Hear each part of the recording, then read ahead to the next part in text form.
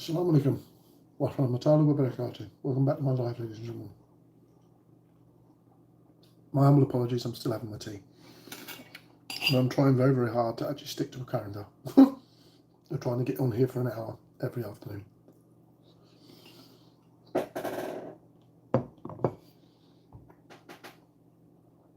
For amusement factor, if you're wondering, I'm having chicken and rice this afternoon. Because it's easier, quicker. Not really problematic when it comes to food.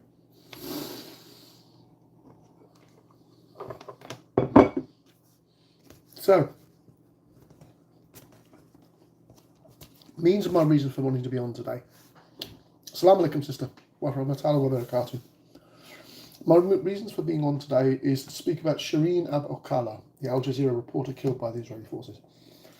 So, in essence, we know that the Israeli forces do this. We know that they continually fire at Palestinian reporters, and that she was Palestinian American. She was in the West Bank at the time. And basically, she's been lawfully unshot. Well, glad to see that too, sister. Alhamdulillah. I'm expecting a brother to turn up shortly as well. Though she's not a brother, I just tease her. And Fatima, assalamu alaikum wa rahmatullahi wa barakatuh.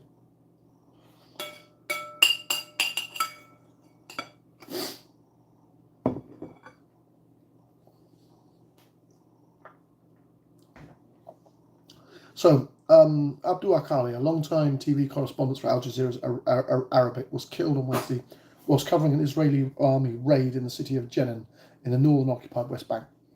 Now, we know that they do this. We know that they do this. But what astounds me, Michael, assalamu alaikum, welcome.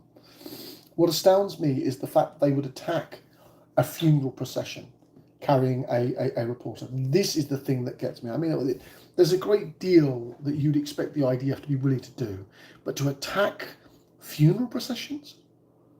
The dead? I mean, I knew the Israelis were prepared to go low, but I didn't think they were that bloody low.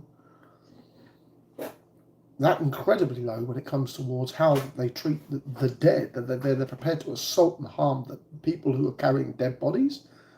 I mean, I don't even know what their justification is behind this at this point.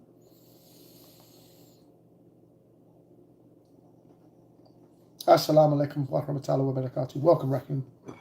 Pleasure to have you here. I'm just finishing my tea.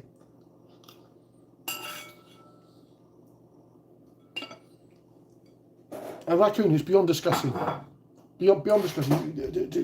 To attack someone who's been having their body carried.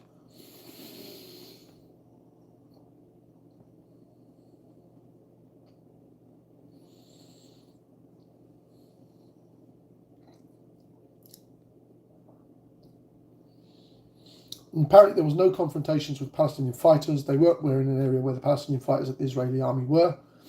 The Israeli army was just using this as an opportunity to murder journalists, watching them illegally act inside the West Bank. Well, this is the reasoning behind it. This is the justification behind it. They murdered a journalist who could have reported upon their disgusting behaviour, one who had good credibility.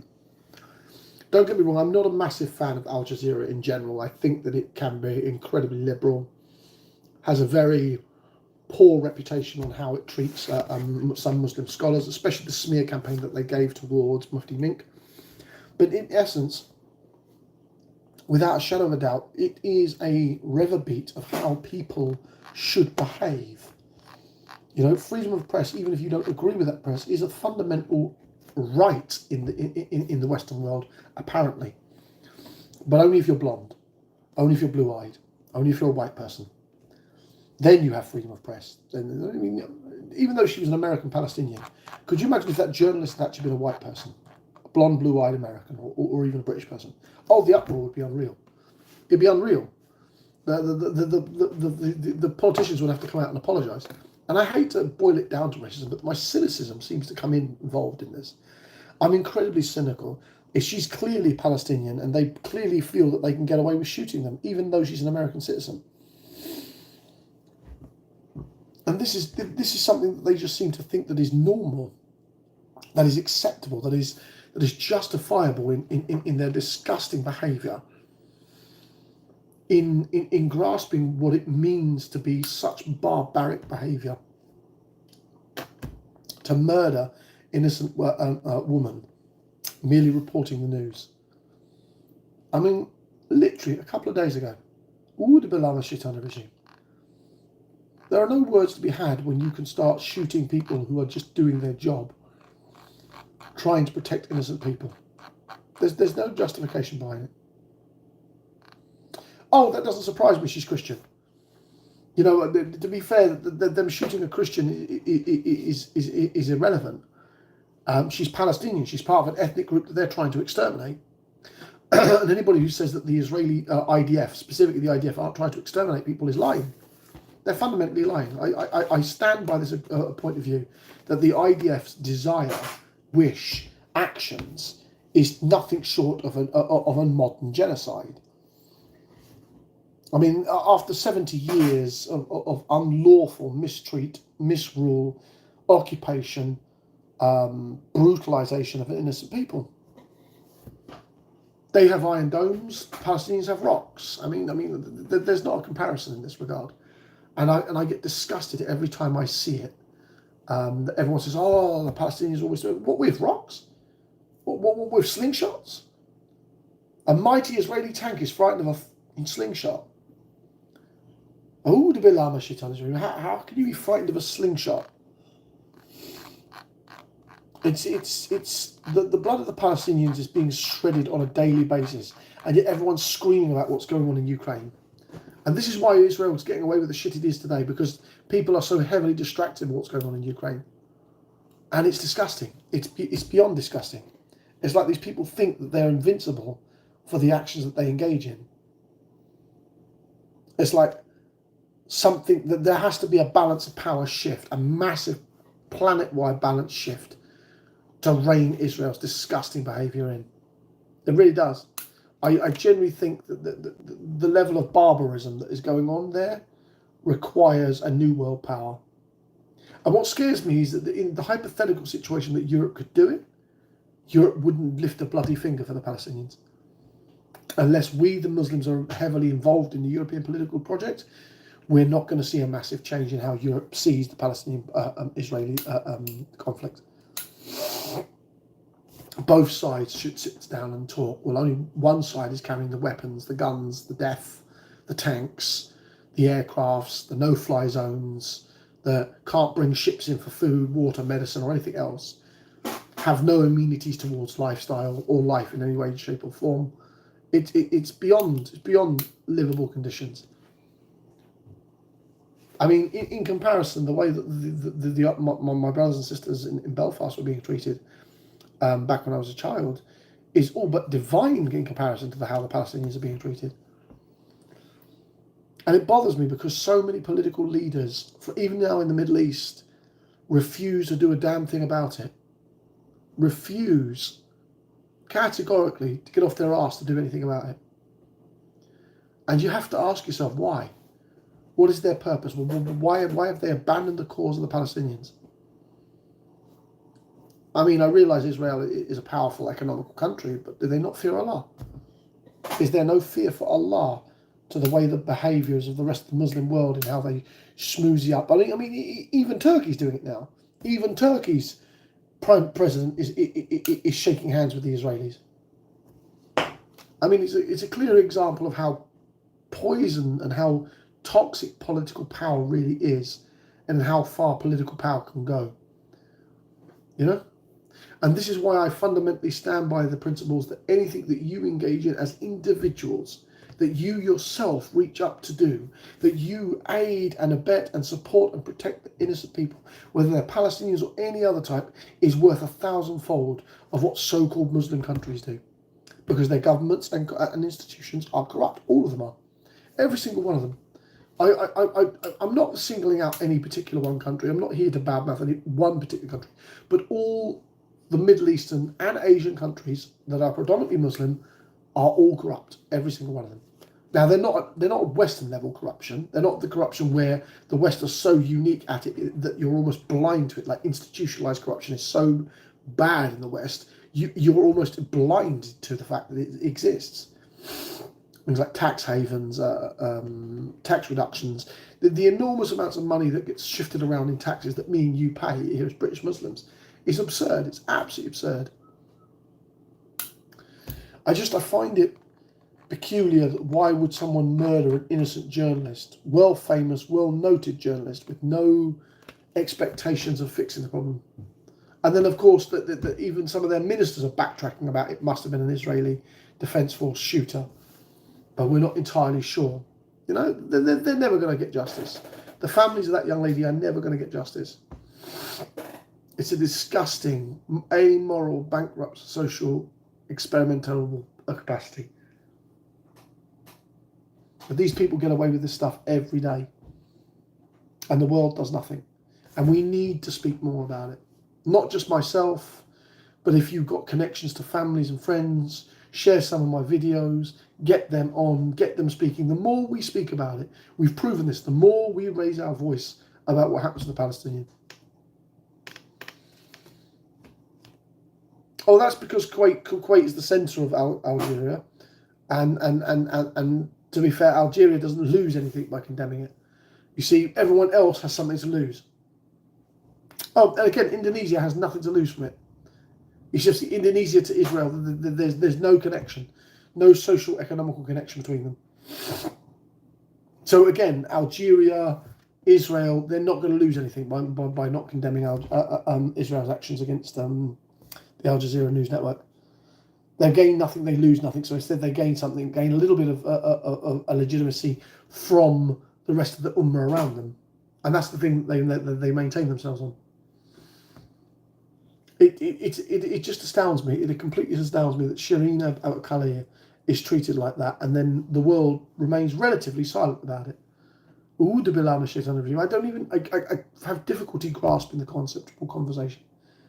And I wonder why people continually allow this to continue. Why the rest of the Ummah hasn't just marched into Israel and done unspeakable things to solve the problems. It does. I mean, I realise that much of the guns and policing of much of the Muslim world is designed against their own population. But you have to ask yourself, when is enough after 70 years? After 70 years, when is enough? How many more innocent men, women and children need to die before the world takes its blinkers off its eyes and actually does something to support the Palestinian people?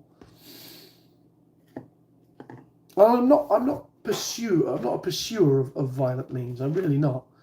I'm the complete opposite in that regard. I just fundamentally believe that if we don't speak out, if we don't speak up on the pain and suffering of our Israeli people, it will be hanging around our necks for the rest of our lives. And then Allah will ask, where were you? When did you speak?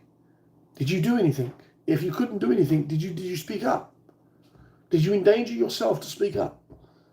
For the innocent, for the pained, for the lost, for the screaming children. That's the key point of view that people need to understand and realise in this day and age.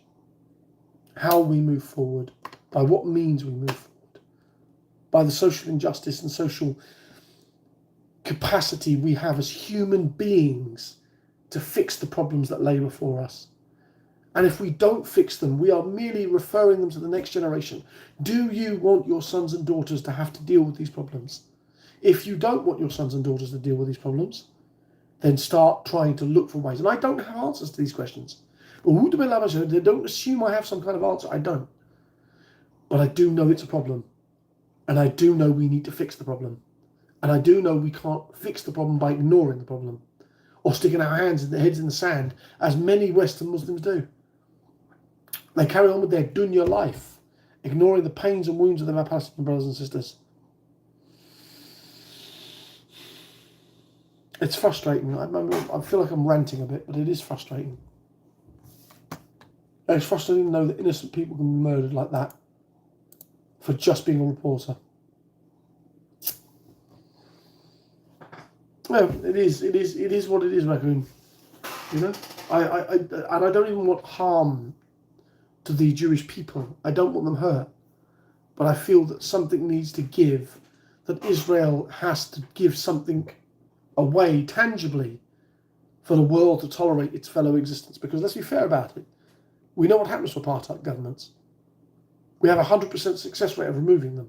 It's painful and it's bloody, but we have a 100% success rate. We did so in South Africa. We can do in Israel. It's a matter of willpower. Where is the world's willpower in solving these problems? And that's what bothers me. It's the lack of people willing to actually discuss how much willpower it would take to fix the Palestinian-Israeli problem. Because once that's fixed, the rest of the Ummah will follow in its suit. Because they'll fall over like dominoes when you put up a team strong enough mentally, strong enough physically, strong enough sociologically to deal with the problems in their face.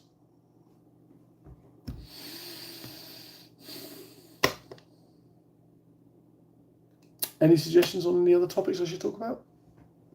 To my 4 subscribers.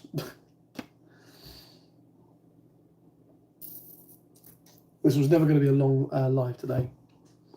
I just wanted to get on and have a talk about how, let's be realistic, we need to rely more on each other as an ummah, closeness together as an ummah, Unitarianism as an ummah. You know? And I fundamentally, not many people get offended by this, but if I saw a Shia in need of help or need of protection if she's a sister, or who would be loved the Shaitani regime, you should give that aid. You should give that aid regardless whether you politically agree with them or not. Even if you can disagree on theological cases on all aspects of them, if they need real world help, they are still your Muslim brothers and sisters, and you should unquestionably help them. And I find it weird that people don't want to do that. That people don't want to assist each other. But there is this lack of desire to heal our world in the same sense of healing each other as brothers and sisters. It baffles me, it really does. I don't know how people can lack the humanity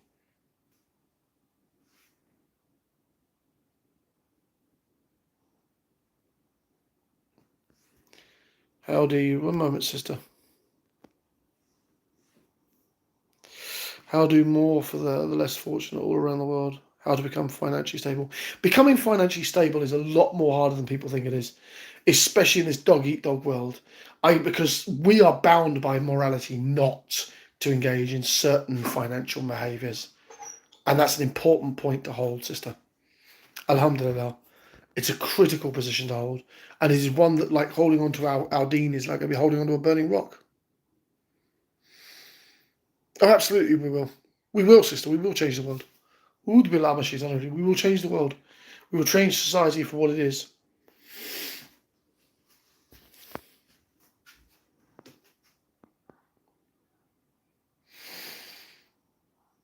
Absolutely.